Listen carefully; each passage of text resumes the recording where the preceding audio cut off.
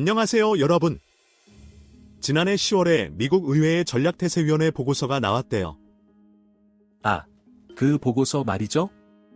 최초 발간된 거를 갱신했다더군요. 그래서 뭐라고 써 있는 건데? 2027에서 35년 동안 미국의 전략태세를 분석하고 131개의 평가, 81개의 정책 제언이라는데 정말 대단한 리포트겠네요. 131개면 다 읽느라 언제 끝날지 모를 것 같아요.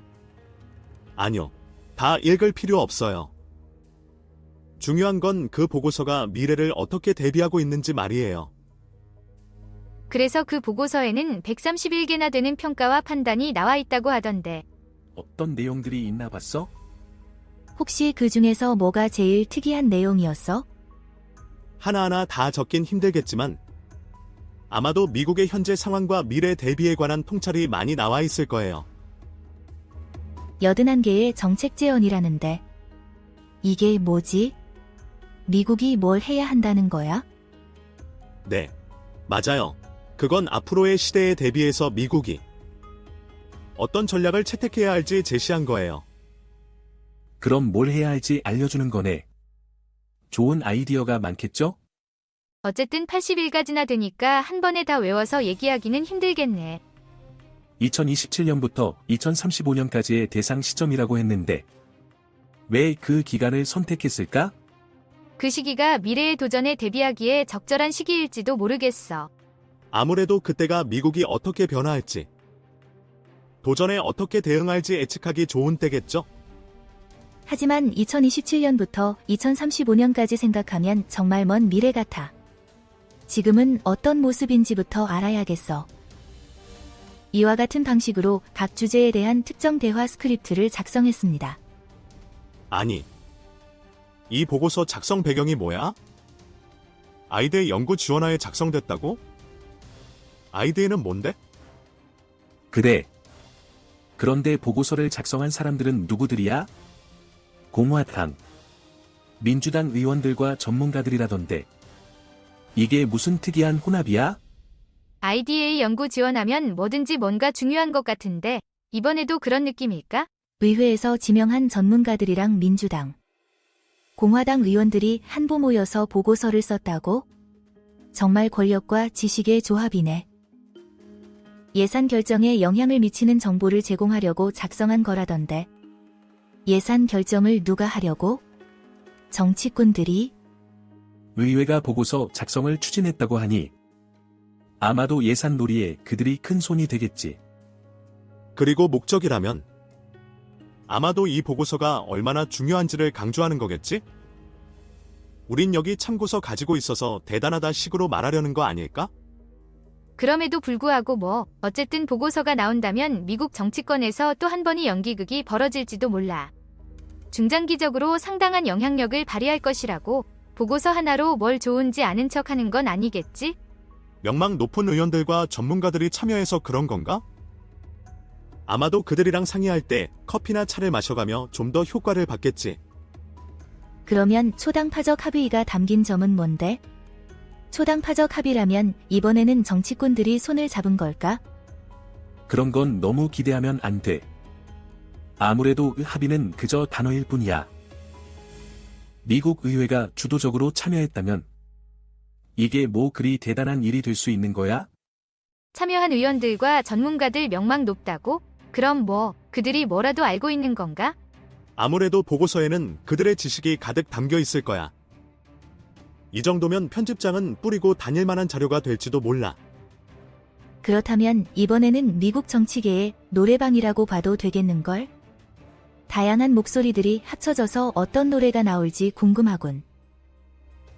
보고서가 다가오는 대선의 중요한 참고 자료로 활용된다는데 정치인들이 미래를 내다보고 싶어서 그런 걸까?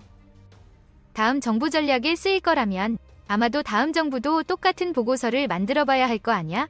어쨌든 대선이 다가오니 미국 정치계는 또 한 번의 축제를 열게 될 거야. 우리에겐 웃음거리가 더 생길 테니 좋은 일일지도. 대선의 보고서가 얼마나 영향을 미칠지는 미지수지만 이 정도면 또 하나의 정치 드라마가 펼쳐질 것 같아. 기대된다. 이와 같은 방식으로 기사의 주요 내용을 통해 특정 대화 스크립트를 작성했습니다. 어이구, 이 보고서 때문에 논쟁이 일어났대. 뭐, 이번엔 뭘 또 논쟁하나 봐. 핵능력이라니. 좀 비싸고 위험한 장난감 아닌가? 그렇지. 핵능력이 뭘 어쩌고 하는데 왜 이렇게 난리인지 이해가 안 가는구나. 아무래도 12명의 핵정책 분야 리더들이 각자의 의견을 내놓아서 그러나 봐. 너희들은 핵놀이에 뭐라고 생각해? 보고서에 따르면 12명이 합의해서 미국 핵능력을 키우고 구성을 바꾸기로 했대. 와, 그 정책 리더들 정말 다 같이 합의했다고?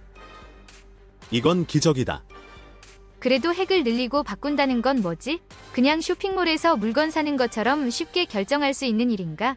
아니, 뭐, 핵놀이에 새로운 요소들을 추가한다는 거겠지.